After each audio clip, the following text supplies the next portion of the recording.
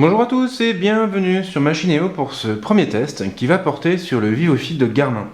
Alors le Vivofit de Garmin a été présenté au début de l'année 2014 lors du CES de Las Vegas. Il se présente sous la forme d'un coach électronique qui va vous permettre de suivre le nombre de pas que vous avez parcourus et de déduire par extension le nombre de calories brûlées. Au niveau des fonctions, on est sur un produit qui est assez basique mais qui remplit bien son office.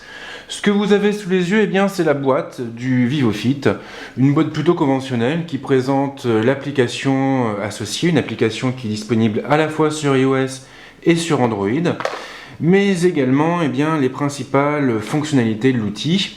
Et ici notamment, on voit les données qui pourront être affichées sur l'écran avec les objectifs, avec la fonction montre, avec le nombre de calories et la fonction d'analyse du sommeil. Alors le mieux bien sûr, c'est de déballer le tracker et de voir un petit peu ce qu'il nous propose. Donc j'ouvre la boîte délicatement, je retire le compartiment qui fait office de tiroir, et là je tombe déjà nez à nez face à un guide de démarrage rapide qui nous explique en fait comment faire pour glisser le tracker dans le bracelet en silicone. Alors ce qu'il est intéressant de noter, c'est que le Vivofit en fait se présente sous la forme d'un module. On est un petit peu sur la même configuration que le corps de Sony, et à côté de ça, Garmin vend des bracelets en caoutchouc, en silicone, qui vont venir accueillir le module et qui le transformeront ainsi en bracelet ou éventuellement en montre d'appoint. Alors c'est pas mal, c'est vrai. Maintenant on aurait aimé que Garmin aille un peu plus loin et s'inspire de Misfit, qui a créé différents supports pour le Shine. C'est-à-dire que ce tracker là, on va pouvoir le porter comme un bracelet, mais aussi comme un médaillon. On pourrait même l'agrafer sur le col d'une chemise. Donc là on est sur un produit qui est quand même quelque part plus flexible que le Vivofit. Après évidemment rien ne dit que le constructeur ne va pas proposer ce type d'accessoire dans un avenir proche. En dehors du guide de mise en route rapide, nous avons encore une étiquette qui nous explique comment impérer le bracelet à un smartphone ou à un ordinateur. On a également la notice. Alors la notice qui nous explique tous les rudiments, toutes les choses à faire et à ne pas faire. Et enfin en dessous, nous avons déjà un deuxième bracelet en silicone, plus petit, donc ça c'est pour les poignets plus fins, pour les poignets peut-être même féminins on va dire, même si certains hommes ont le poignet fin, ce qui est mon cas. Donc on a un deuxième bracelet en silicone, et on a également un espèce de petit dongle qui va venir se connecter au port USB d'un ordinateur et qui va nous permettre en fait de synchroniser le bracelet avec notre ordinateur. C'est-à-dire que si vous n'avez pas de smartphone chez vous, ou en tout cas pas de smartphone sous iOS ou Android, vous allez quand même pouvoir utiliser le Vivofit. Simplement, au niveau de la synchronisation, vous devrez fatalement passer par un ordinateur, ce qui est quand même moins pratique et, je dirais, moins flexible qu'en passant par un smartphone. Et puis après, bien sûr, nous avons le second bracelet en silicone sur lequel est monté le Vivofit. Donc là, évidemment, on est sur un bracelet qui est un petit peu plus grand que le précédent. On va essayer de retirer le Vivofit de son logement pour que vous puissiez bien le voir. Voilà. Et donc là, évidemment, on a pas mal de choses à dire. Alors au niveau du design, je sais que c'est pas ce qui compte le plus, mais il faut bien l'avouer, le Vivofit n'est pas spécialement joli à regarder. On a donc un boîtier en plastique avec des vis apparentes. Alors ces vis-là, elles sont importantes, puisque le Vivofit n'intègre pas de batterie, c'est-à-dire qu'en réalité, pour le recharger, on devra changer sa pile, et donc on devra le démonter. La bonne nouvelle, c'est que l'autonomie du tracker est estimée à environ 1 an, donc ça vous laisse quand même de quoi voir venir. On a l'écran du dispositif qui est ici, un écran qui est non tactile, et donc pour le piloter, il faudra appuyer sur le bouton qui se trouve ici à droite.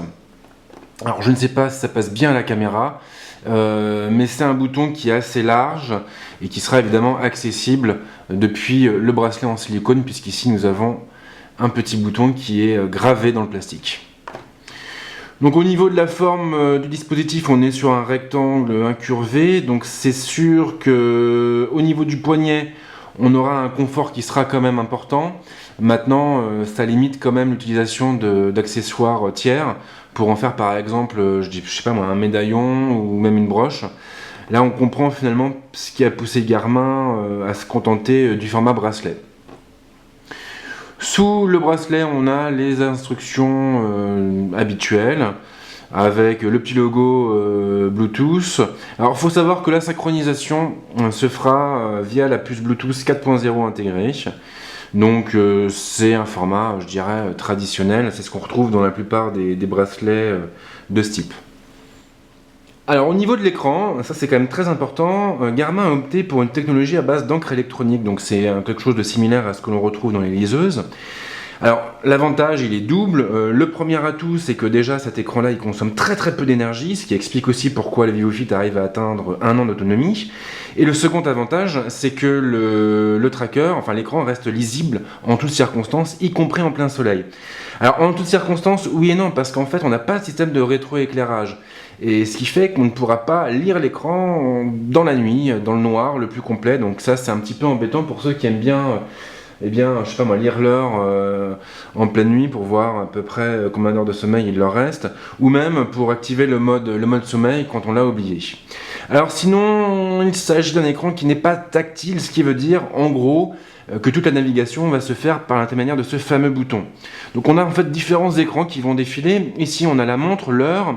Si j'appuie une fois sur le bouton, j'ai la date du jour qui s'affiche. Si je rappuie encore une fois, eh bien j'ai le nombre de pas parcourus dans la journée. Donc là, j'en suis à 2246 pas, ce qui n'est pas énorme, je dois bien l'avouer. Après, on a l'objectif. Donc là, en gros, le VivoFit a calculé que je devais atteindre 2575 pas pour ne pas casser ma moyenne. Bon, je pense quand même que je vais y parvenir. On a le nombre de kilomètres parcourus, donc là je suis même pas à 2 km, j'avoue que j'ai un petit peu honte. Le nombre de calories brûlées, 1591, donc 1593 d'ailleurs. Alors, les indications sont pas toujours ultra fiables. Moi j'ai remarqué tout au long de ce mois de test que des fois on avait quand même des variations un peu bizarres. Genre, il y a des jours où je fais plus d'exercices, et là j'arrive à dépasser les 10 000 pas, et je brûle à peu près 2700 calories, soit autant que lorsque je parcours 4000 pas dans la journée. Donc c'est un petit peu bizarre, j'arrive pas trop à comprendre le ratio qui est calculé par le tracker. Si vous avez des informations là-dessus, évidemment, je suis preneur.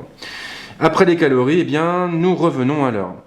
Alors, ce qui est aussi pas mal, c'est qu'on a en haut une barre rouge. Cette barre rouge, en fait, ne symbolise pas votre objectif à atteindre, mais plutôt, elle fait office d'alerte. C'est-à-dire qu'en cas de période d'inactivité, eh bien, cette jauge va se remplir progressivement, et quand elle arrive, je dirais à son maximum comme ici, eh bien, ça veut dire qu'on n'a vraiment pas assez bougé ses fesses. Et là, en gros, eh bien, il faut absolument s'activer le plus rapidement possible. Alors après, pour accéder aux paramètres du bracelet, eh bien, il va falloir encore passer par ce fameux bouton physique, et cette fois-ci en le laissant enfoncer pendant quelques secondes. Donc je vais vous montrer, j'appuie dessus, et automatiquement au bout de quelques secondes, je vais avoir le module de synchronisation qui va apparaître. Après j'aurai le module, le mode sommeil. Après j'aurai le mode d'appairage.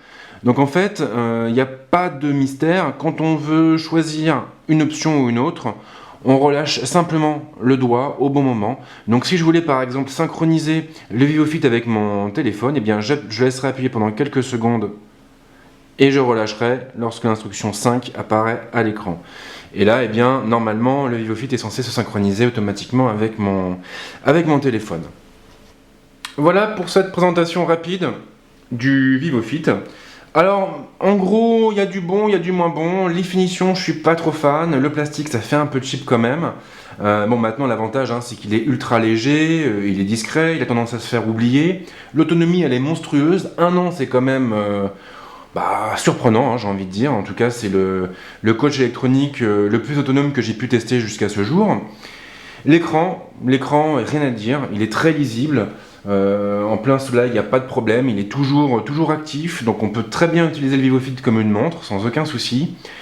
Le seul petit bémol, c'est qu'on n'a pas de rétroéclairage, mais bon, ça je pense qu'on peut quand même s'en passer. Alors après, dans une seconde vidéo, je vais m'intéresser à l'application mobile et je vais vous détailler en fait les fonctions du bracelet, le bon comme le moins bon, et on verra un petit peu ce qu'il propose. Quoi qu'il en soit, si vous avez des questions, les commentaires sont là pour ça, et on se retrouve très vite pour cette seconde vidéo.